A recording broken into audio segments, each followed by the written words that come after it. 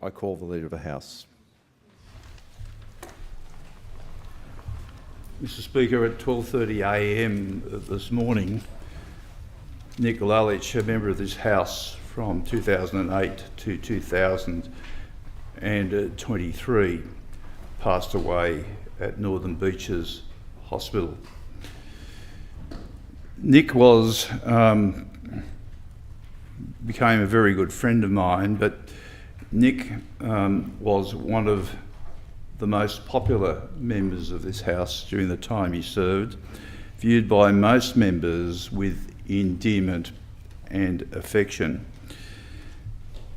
He served as, firstly, a member of Fairfield Council in 1987, was elected mayor in 1993 and continued to serve as mayor of Fairfield until 2012, being elected by popular vote with about 62% of the vote.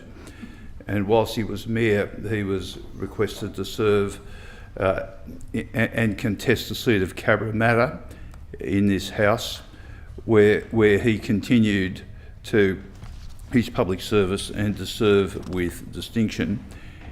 Anybody that had visited Cabramatta with Nick Lalich was amazed at his popularity and recognition. People would run out of their shops to shake his hand. Such was his recognition and affection by his own community, few of us, including me, who as members of this House could only dream about it. Nick suffered from throat cancer in 2018, but still fought and was successful in the 2019 election. But the ravages of radiation deteriorated his throat and his vocal cords, and his tongue and his ability to speak deteriorated. And many of us who were sitting in a full house at his valedictory in November 2022 didn't leave this house without a tear in their eye. But Nick's story, when Nick thought that he wasn't going to survive throat cancer, and when I was talking to him, I reminded him of where he came from and his successes.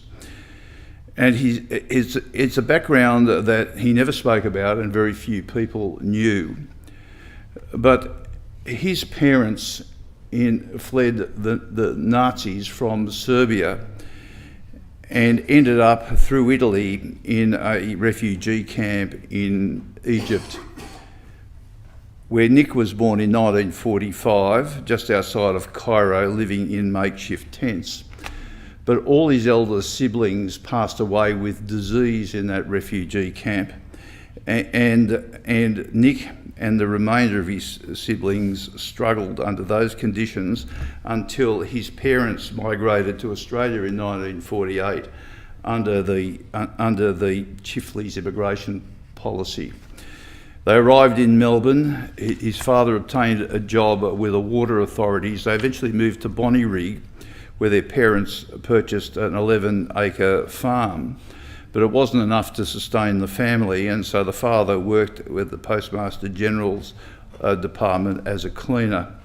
As soon as Nick could leave school,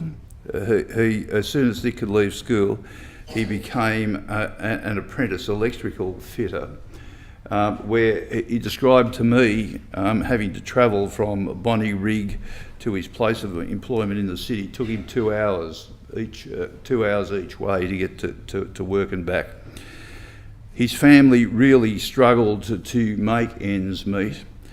Ultimately, Nick found himself on the council. He joined the Labor Party in 1971. He was mentored by his then federal member Gough Whitlam, and ultimately elected to the council, and then in 1993 began his service to the people within his area. As Nick thought he was not going to survive, I reminded him of where he came from and reminded him of something else, and that is that whatever success he achieved, all of us want even better for our children than we had. And I reminded Nick that his son was a partner in one of the country's most prestigious law firms, and that his daughter was the chief executive officer of Law Cover. And so nobody could have achieved in their lifetime either more than he for himself or what he was able to achieve for his children. Nick would always say to me when I talked to him about matters, "You'd know more than me because, you know, you're one of those barristers that knows the law."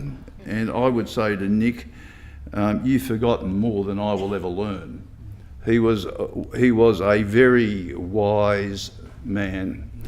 Never had an easy time of it. If I just remind the House that who his nemesis was, who he defeated on a number of occasions, either as Liberal Party candidates or independent candidates, was actually Di Lee, and Nick certainly had her measure.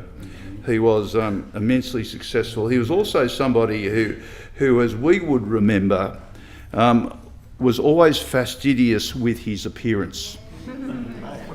Even when I visited Nick in hospital, his pyjamas looked like they were starched and ironed, and there wasn't a hair out of place. When I say that Nick was well regarded by his community, it wasn't just the highly regarded members of the community, but it also were the less desirable members of the community.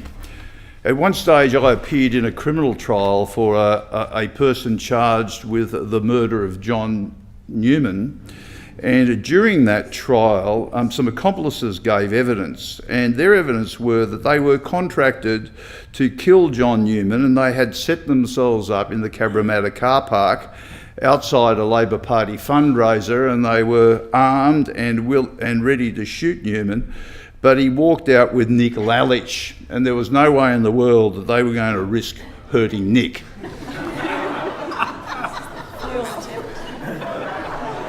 I wish the enemies that I had were as considerate of me as obviously they were in the Cabramatta area. When I heard of Nick's passing, I realised really that someone like him, his lived experience of what made him one of the most successful community leaders in one of the most multicultural places in Australia. And I reflected on looking at his inaugural speech that he gave when he was elected in 2008, and I suppose in Nick's words, he said it all. He said this: "Australia is truly a country of hope and opportunity. It has afforded a refugee the chance, through commitment, resilience and ambition, to have the honour of representing his community. I could never have fathomed in my wildest dreams the prospect of becoming Mayor of a city and a Member of Parliament." And I think in Nick's words, it said it all.